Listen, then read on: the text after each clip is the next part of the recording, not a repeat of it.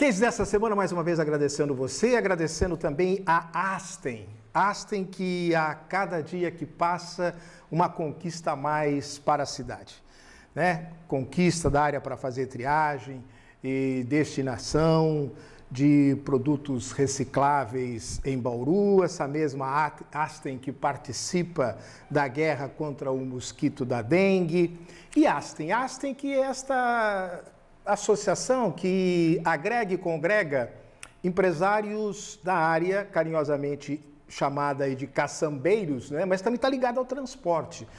E a gente tem que se preocupar que transporte, como todas as outras datas comemorativas, mês de setembro reservou-se para o trânsito. Mas os 365 dias você usa o trânsito, ou como motorista ou como pedestre, não é mesmo? E a gente então tem permitido aí, em nome da Asten, que tem um espaço aqui conosco no Case, para também passar reflexões sobre ao atravessar a rua, não se esqueça. Atravesse a via andando calmamente, não corra nunca, pois poderá tropeçar e cair. Conduzir bicicleta em vias proibidas é considerado infração. Mas isso aqui para mim é só um passatempo, é só um esporte e tal, mas toma cuidado. Atravesse sempre na faixa de segurança em linha reta e nunca saia rapidamente por trás ou pela frente de um veículo estacionado.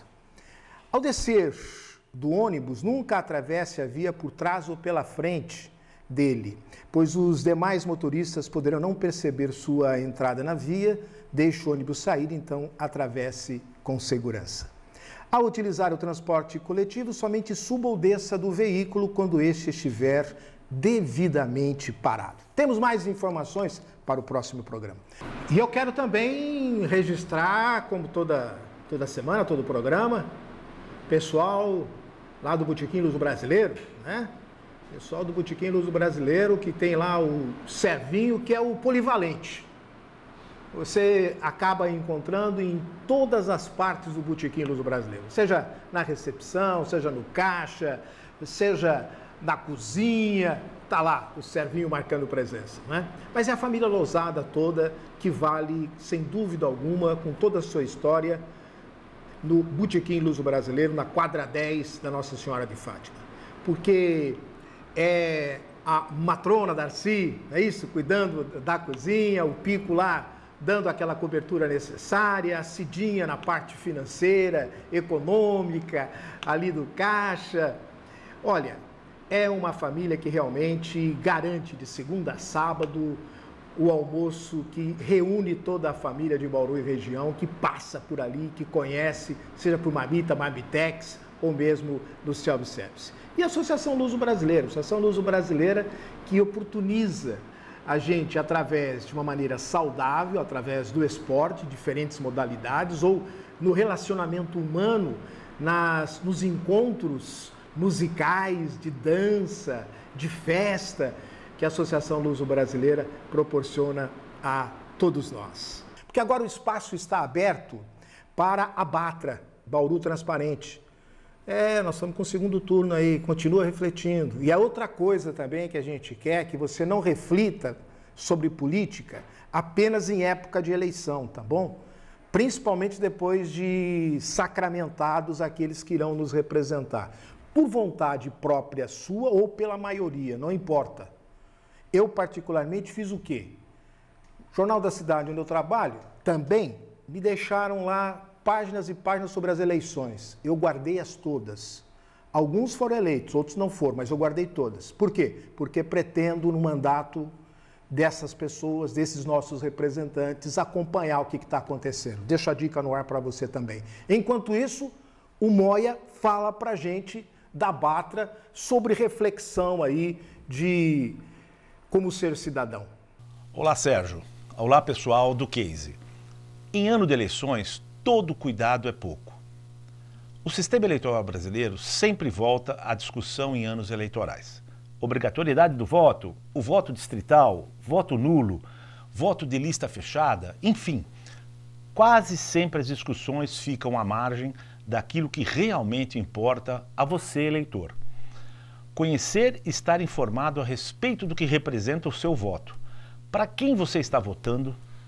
Como são feitas as contas para eleger os candidatos aos votos majoritários e proporcionais? O chamado quociente eleitoral é a grande pegadinha do sistema. Sem conhecê-lo, você pode estar há anos cometendo erros, mas erros crassos, contrariando muitas vezes sua vontade, seu conhecimento e a sua ideologia, inclusive. O quociente eleitoral não é nada mais, nada menos do que a soma dos votos válidos, excluindo os votos em branco e os votos nulos. Muitos eleitores acham que estão fazendo algo grandioso ao anular o voto ou votar em branco, quando na verdade estão chamando mais políticos com esta prática. Ou seja, o voto não é uma forma de protesto. O voto é um direito que você, eleitor, tem. E você tem que fazer uso dele. Vote com consciência e procure evitar, os 10 nãos. 1. Não deixe de votar, valorize seu voto. 2. Não vote contrariando sua opinião, seu voto é secreto. 3. Não vote nunca em candidato com a ficha suja. 4. Não troque seu voto por favores, o seu voto é livre e soberano. 5. Não venda seu voto. Garanta sempre a liberdade da sua escolha. 6. Não vote sem conhecer a capacidade e o programa do candidato. 7. Não vote sem conhecer a competência e o passado do seu candidato. 8. Não vote sem conhecer o caráter do seu candidato. Seu voto merece muito respeito. 9. Não deixe jamais uma pesquisa eleitoral mudar o seu voto. E por último, não vote jamais para contentar amigos, parentes, porque o voto é um direito seu, pessoal, intransferível. Um grande abraço da Batra a vocês. Grato, meu Moia. Esse é uma simpatia, né? É uma simpatia. O Moia, ele está presidindo atualmente a Batra, mas tem toda uma equipe, uma diretoria participando junto com ele. Moia Filho, um abraço bem forte, continua aqui com a gente. Keis agradece esse espaço. E depois da mensagem da FIB, eu trago quem? Eu não sei se eu anuncio como Roberto Daniel ou como Padre Beto, mas de qualquer maneira é este amigo de longa data que eu trago para falar a respeito de mais uma de suas facetas. Porque ele, além de religioso, ele além de uma pessoa maravilhosa, amigo da gente, ele também é um literato. E nós vamos estar falando sobre o que ele tem podido escrever.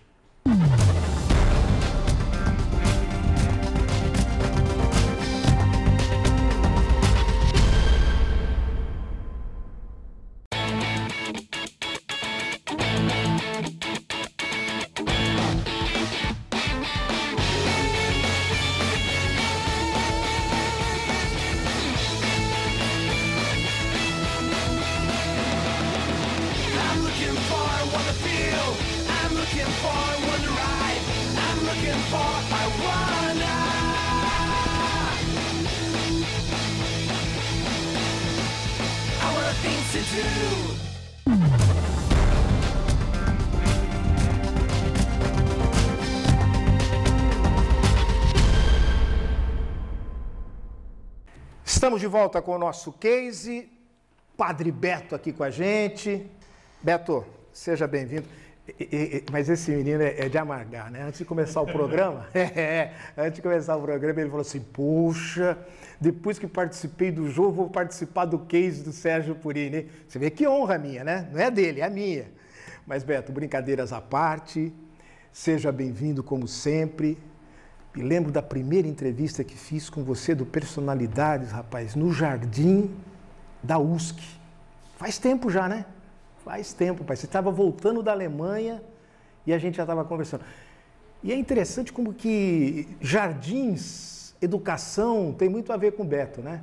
Um outro programa que fiz com ele, falando de um lançamento de um livro também, foi nos Jardins da IT, da Instituição Toledo de Ensino. E FIB aqui, já várias vezes no Case, ele tem podido participar conosco. Então, meu querido, seja bem-vindo, sem a mordomia da Globo, mas com o carinho e o calor dos amigos aqui da FIB. Vamos bater um papo legal a respeito aí das suas obras literárias. Sérgio, obrigado pela acolhida. É um prazer muito grande sair do Jô e vir para o Sérgio Purini, com um prazer, viu? E estar aqui com você e com os seus telespectadores. É uma grande alegria, né? Retornar à casa. Que bom, que bom. Mas olha, eu não podia trazer todos. Sem brincadeira agora, foram quantos desde que você... Eu tenho 5 livros publicados, O Sem Medo de Voar, que está esgotado. Depois eu publiquei o Faça uma Revolução Possível, da editora Nobel.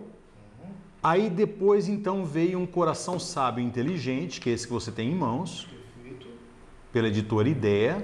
Foi o primeiro pela editora Ideia, se eu não estou enganado. Aí depois veio, nesse eu faço uma análise de filmes nacionais e um link de filmes nacionais com filosofia. Depois, então, eu publiquei o Palavras de Vida, também pela editora Ideia, aqui de Bauru. Importante ressaltar, né, que editora aqui bauruense também. Exatamente. E Palavras de Vida assim, uma análise dos evangelhos, não é, de vários trechos dos evangelhos para os dias atuais. E depois, então, da minha excomunhão, eu publiquei com um título assim, bastante provocante, ou provocativo, né, que é o Verdades Proibidas. Acho que muita gente, na época da publicação do livro, ficou curioso, né? Será que ele vai revelar coisas da igreja, alguma coisa assim? O que não é nosso feitio, falar contra a nossa igreja. Mas o Verdades Proibidas, o título só foi provocativo. Na verdade, o que eu faço é uma análise social de como nós temos muito que avançar em termos de relacionamento humano, em termos de comportamento humano na nossa sociedade. Não é? E quantos tabus nós temos para serem discutidos, não é? Para sermos uma sociedade mais humana. Não é? É interessante. Choca a gente, né, rapaz, que conhece você, que conviveu com você, que convive com você. Essa palavra assim, forte, né? Para dizer que você foi afastado de alguns compromissos da igreja, porque na verdade você continua cristão e olha que às vezes mais do que muitos outros sacerdotes que estão na ativa. Mas nós não somos juízes, não vim aqui para isso. Eu vim para falar sobre este livro. Mas é que antes de começar a falar sobre esse livro, eu gostaria que você falasse um pouquinho a respeito do perfil do Papa Francisco. Porque, sabe, tudo bem, a igreja ela é tradicional, né? São 2.000 anos aí que pesam, mais de 2.000 anos aí que pesam, né? Mas Papa Francisco, quando entrou, obviamente ele já sabia já onde ele estava pisando, por isso que ele já logo não foi de cara tomando algumas decisões, mas ele não está, assim, decepcionando não, né, Beto? Não, ele não está decepcionando e quando a gente foi saído da Igreja Católica, a gente ouviu muito... Mais saído do que saído. A gente ouviu muito essa história, você quer mudar uma história de 2.000 anos? Não é isso. A gente tem que entender que a igreja tem 2.000 anos, mas ela passa por diversas fases, ou ela passou por diversas fases durante esses 2.000 anos. Eu me lembro que você viveu essa igreja também, eu fui criado numa igreja que era completamente diferente da igreja que nós temos hoje. A igreja que nós tínhamos na década de 60, 70 e 80, que foi logo após o Concílio Vaticano II, era uma igreja que não tinha mudado os dogmas da sua doutrina e ainda não tinha mexido na moral sexual dela, mas ela já tinha feito várias reformas, não é? Litúrgicas, pastorais, e nós tínhamos um ambiente de muito debate, de muita discussão. Eu me lembro que numa Assembleia Diocesana, Sérgio, eu pude discutir, eu era jovem da Pastoral da Juventude, PJ, eu pude discutir com o Dom Cândido Padim. Mas ele permitia, porque ele tinha conteúdo para você ter a liberdade de falar o que você pensava, o que você imaginava, e ele tinha conteúdo dessa própria igreja que ele defendia, né, para que você pudesse se contextualizar naquilo que para você era novo, e para ele, com o antigo, poder compreender você na novidade, do jeitão fechado que sempre foi Dom Cândido. Perfeito, mas era uma pessoa que adorava a discussão. Então você tinha uma CNBB, você tinha bispos, você tinha padres que não eram autoritários, mas eram pessoas abertas ao diálogo, abertas a usar a sua autoridade. Perfeito, como serviço. Isso é serviço, isso é pastoreio. Não é? Eu ouço a dúvida do outro, o questionamento do outro e eu dialogo. Então a gente cresceu nessa igreja. E aí depois eu fui para a Alemanha. Passei 10 anos lá, convivendo também com uma igreja muito arejada. Quando eu volto para cá, encontrei uma outra igreja, completamente diferente, bastante autoritária, sem muito diálogo. Então aqui eu me senti um peixe fora d'água. E no que diz respeito à hierarquia e ao clero, não é? Porque o que diz respeito ao povo, não, pelo contrário. Mas então a igreja passa por mudanças de postura. E hoje a igreja que nós temos não é a mesma da década de 80, da onde vem o Papa Francisco. Quer dizer, o Papa Francisco vem de uma geração, é um jesuíta que vem de uma geração da década de 70, 80 e desta igreja. Ia lá na favela, que a gente ia lá para saber onde que estava o problema, não esperava o problema vir até a nossa porta, até a nossa igreja. Agora, o que ele tem em mãos? Ele tem uma igreja muito conservadora, um clero muito conservador, bispos muito conservadores. Então, o sínodo, por exemplo, que está acontecendo sobre família, eu não aguardo grandes mudanças, porque apesar do Papa Francisco ter posturas pessoais que mostram uma nova igreja, é isso que ele está tendo. Exemplo, pelo menos, ele dá exemplo. Ele, em vez de usar ostentação quando ele recebe lá, por exemplo, né, no momento da sua posse, ele abre mão daquela ostentação toda e vai pela simplicidade, até que é do seu próprio jesuíta, né? Então, quer dizer, isso chama a atenção, né? Ele tem toda uma segurança, tem toda uma parafernália em torno dele e tal, para protegê-lo, entre aspas, né? E aí ele para e vai lá e dá um beijo numa criança e não precisa de votos para... Não. É uma coisa diferenciada. E o gesto que ele fez na sacada, quando ele foi nomeado, de pedir para o povo rezar por ele, e depois no dia seguinte ir pagar a conta do hotel que ele havia sido hospedado, já mostra uma mudança, né, de mentalidade. Então, o Papa Francisco vem tomando posicionamentos como batizar o filho de um casal que não era casado na igreja, de uma mãe solteira. Quer dizer, ele foi tomando... De pais de casais separados. Então, ele vai tomando posturas que são pessoais e que são significativas. Eu acredito que ele não consiga, nesse momento, realmente tomar decisões que venham a mudar o que deve ser mudado. Mas também tem uma coragem também de mexer dentro da própria casa, né? Abrir o próprio armário, abrir o próprio guarda-roupa, né? E aquilo que está usável e não está usável, está dentro do contexto, não está dentro do contexto, põe para fora, de um jeito ou de outro, uma punição que talvez não fosse a punição que se desejava, mas pelo menos, olha, está aqui, ó, nós também erramos, nós também temos coisas para apontar dentro de nós mesmos, dentro da nossa própria igreja, e isso daqui não é permitido. A gente fala que para vocês não fazerem, mas nós também aqui não devemos fazer, principalmente em relação, né, aos problemas aí de muitos que hoje são bispos, arcebispos, mas infelizmente é um ser humano, como qualquer outro. Mas peca pela hipocrisia e pelo falso moralismo. Que isso é o que machuca mais, né? Isso machuca mais. E que te deixou mais chateado na hora de... o diferente ficou você e não o que você conhecia, às vezes, lá dentro. Não me deixou chateado. Eu sou franco em dizer isso para você. Em nenhum momento da minha excomunhão eu fiquei triste. Uma pureza, né, dessa excomunhão, pô, caramba, é uma coisa que machuca pra gente que é cristão, né? Pô? Você teria que ter feito uma coisa muito grave.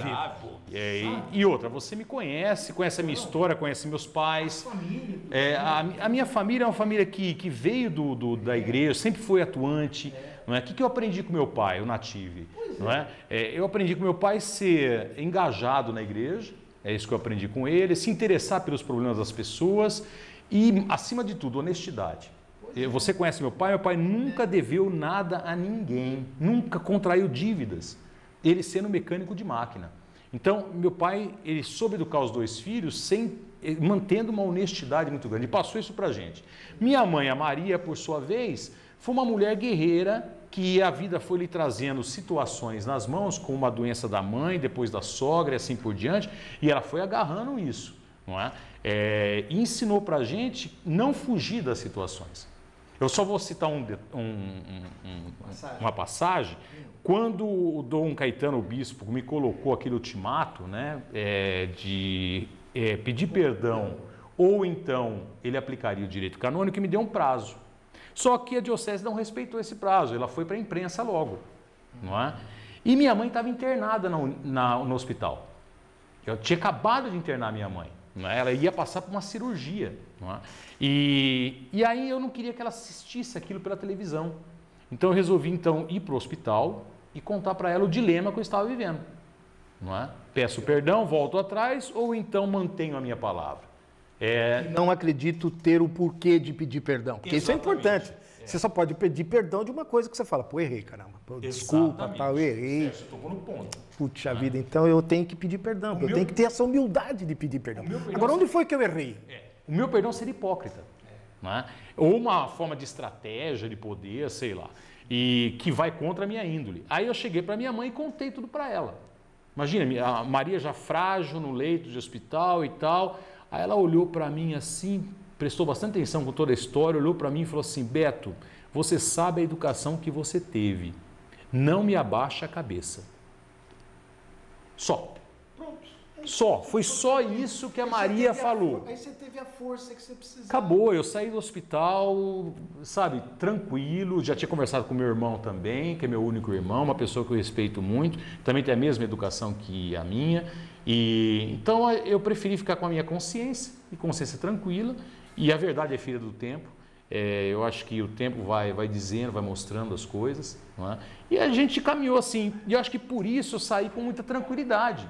Eu não fiquei chateado. Mas olha, gente, você viu, falar com o Beto é gostoso, porque meia hora de programa é pouquíssimo. Ele conseguiu falar 19, que era só 15, no Jô. Aqui com 30 conosco não consegue. Mas Jesus e a sexualidade, volta novamente a ser um tema provocativo, ou você entra com mais profundidade para mostrar realmente momentos da Bíblia em que tem também isso e que às vezes até infelizmente, ou felizmente, depende da cabeça de quem quer que seja, nós estamos com a livre expressão ainda, graças a Deus, de algumas religiões até que falam de Jesus, dos irmãos, de palavras que tem na Bíblia e que pode ter dúbia interpretação. Olha, Sérgio, o tema parece ser provocativo, Jesus e a sexualidade, mas na verdade ele não é, ele é um tema necessário. Por quê? E essa é o objetivo do livro. O livro tem como objetivo mostrar que a nossa moral cristã, e aí abrange não só a Igreja Católica, mas todas as outras igrejas cristãs, a nossa moral cristã, ela não tem fundamento no texto bíblico, por incrível que pareça, ela não tem fundamento no texto bíblico, e a nossa moral cristã, ela faz mais mal do que bem às pessoas. Então, eu procuro trabalhar a sexualidade dentro daquilo que Jesus veio anunciar. O que Jesus veio anunciar? Ele veio anunciar não a si mesmo, ele não veio anunciar uma igreja, ele veio anunciar aquilo que a igreja deve construir no mundo, que é o reino de Deus. E onde é que está a sexualidade nesse reino de Deus? E aí eu vou mostrando como a história do cristianismo foi construindo uma moral cristã que se afastou dos evangelhos. Da proposta do próprio Cristo. Autor. Cristo. E hoje nós temos regras e normas aí que estão totalmente defasadas, como por exemplo a proibição de contraceptivos. É uma coisa que não... Esse é um dos tabus que você se refere aqui. É uma coisa que não tem fundamento. Se ele deu a liberdade para o ser humano do livre-arbítrio e ao mesmo tempo dele poder se evoluir e na ciência para poder melhorar o seu próprio estado de vida, e daqueles que virão, né? Não pelo simples momento de filho por filho, ou ter mais um filho para depois a própria sociedade cuidar com as creches e outras coisas, mas na ausência desse mesmo pai biológico, aí então ele se proíbe, por exemplo... A camisinha ou o contraceptivo. Outra questão que virou muita polêmica hoje em dia, ou está em muita polêmica hoje em dia, é a homossexualidade. O que as religiões fazem com os homossexuais é um crime. É pura homofobia. Porque na Bíblia você não tem nenhum texto, e basta ler o meu livro, não tem nenhum texto que venha condenar a homossexualidade. E hoje se compreende claramente que a homossexualidade é uma sexualidade e que o homossexual ele pode viver a sua sexualidade normalmente, não é? E dentro do plano de Deus ele vai ser amado como filho de Deus. Então a moral cristã de eu aceito o homossexual, mas não aceito a sua sexualidade é totalmente hipócrita, não é? Como é que eu posso aceitar uma pessoa e não a sua sexualidade? Isso não existe. Enfim, vai desde eu toco na questão do prazer, o prazer em si é condenado pelo cristianismo, né? Já o prazer sexual já é visto como um pecado original, como algo que nos leva a uma impureza e tudo mais. Então eu toco na questão do prazer, da masturbação, do sexo antes do casamento, da família, da sexualidade dentro do casamento, da homossexualidade. Enfim, a gente toca em diversos pontos da sexualidade humana e onde tudo isso está dentro da proposta de Deus, dentro de um chamado plano de Deus. Interessante que ele falou do pai dele nativo. Eu participei de um dos cursilhos com o pai dele. Eu fui pródigo, eu fiz cursilho solteiro e com 19 anos de idade. Era só para casais, né? Homem, cursilho de homem e cursilho de mulher. Eu fiz o cursilho de homem, só casado junto comigo lá, o único solteiro era eu e tal. Mas foi muito proveitoso. E uma das coisas, né, por exemplo, a pessoa fala assim, olha, você viu, ó, tem muito casal que tem o crucifixo em cima da cama. E com a esposa dele, ele é santo e ela é santa. Só que ele está no prostíbulo e sai do prostíbulo para poder fazer aquele momento que é dedicado ao respeito à esposa. Quer dizer, então o fato de ele ter estado no prostíbulo não tem problema nenhum. E se a mulher for, a mulher é condenada. O homem, porque faz parte de ser homem. E até a própria definição do que é santo num relacionamento, não é? Com a prostituta você pode fazer tudo, com a tua esposa você não pode fazer. Quer dizer, é um absurdo, quer dizer, um sexo oral, um sexo anal, um toque, tudo isso pode ser muito santo. A partir do momento que nada disso concessão de ambas as partes. Exatamente. Isso nada violento, nada. Isso gere prazer para as duas partes, né? Então isso daqui só reforça o relacionamento e faz. Ou também não gere o relacionamento no sentido de falar, não, isso eu não quero. Isso pode, isso não pode. Isso pode, só pode se for desse jeito. Claro. Quer dizer, que haja o consenso do casal, e não do outro que vai lá e você paga e você faz o que você quiser, como se fosse um animal, né, em outro local qualquer. Exatamente. Bom, gente, é uma pena, o tempo já se esgotou, mas a gente quer agradecer demais o Beto e Padre Beto, para nós vai ser sempre Padre Beto, por causa da sua formação, do seu exemplo, da sua espiritualidade e da oportunidade que tem tido, né? Você veja que ele não se acomodou. Se ele não tem mais os púlpitos da igreja, ele tem agora os livros para continuar falando e cumprindo com a sua missão, que ele acredita e quem o conhece acredita também. E é no nosso caso. Muito obrigado, Beto, pela sua vinda. Gostaria de tê-lo muito mais tempo com a gente. Quem sabe outras oportunidades possamos estar juntos. Mas por hora eu deixo com as considerações finais e os nossos agradecimentos aqui do nosso case. Sérgio, é um prazer muito grande ter estado aqui. Eu quero agradecer o seu convite. Sempre vou estar à disposição. E eu quero só reforçar o que você falou. Eu continuo sendo padre. Agora, sem igreja. Não pretendo também fundar a igreja. Tá? Essa não é a minha proposta. Porque alguns exploradores poderiam usar, né, artimanha, né? A gente vê muitos... Bom, não vamos entrar em detalhes. Você já falou sua opinião pessoal, isso que importa. Exatamente. Teve um fundador de uma igreja se eu não estou enganado, é metodista, o fundador da Metodista não podia mais celebrar na Inglaterra, se eu não estou enganado, me perdoem se eu estiver enganado, mas foi com ele que aconteceu isso, ele não tinha mais púlpito, aí ele subiu no túmulo da sua família e falou, aqui eu tenho a liberdade de pregar. Né? Aí ele falou assim, a minha paróquia é o mundo. Não é? E aí eu digo a mesma coisa, a minha paróquia é o mundo. E você tem viajado bastante. E eu tenho viajado bastante, quase não tenho parado em Bauru, e a gente, graças a Deus, tem recebido vários convites para fora. Não é? Dia 23 de outubro, lançamento em São Paulo. Dia 24 nós temos mais um programa que nós vamos fazer por lá. Dia 13 de... Diga qual é o programa, assim, o pessoal assistindo a gente vai assistir você também lá no programa, não pode divulgar? Não é divulgado aqui. É um programa que vai para o sul do país. E depois, dia 13 de novembro, isso mesmo, obrigado. Dia 13 de novembro nós estaremos no Rio de Janeiro, lançando o livro. E no início de dezembro nós estaremos em Curitiba. E janeiro nós estaremos em Maceió. Não é? Então a gente tem um ritmo aí enorme de lançamentos por todo o Brasil. Não é? Eu deixo aqui meu endereço no Face, que é Padre Beto Bauru, né? Lá tem 30 mil curtidas e eu convido você a participar também, interagir com a gente no Face. E eu não podia terminar o programa sem antes de agradecer aqui o exemplar Jesus e Sexualidade, oferecido para o amigo Sérgio, com as bênçãos de Deus, do Deus da vida, Padre Beto. E assim, nós chegamos ao término do Case dessa semana, prometendo na semana que vem ter mais novidades para você. Um abraço e até lá.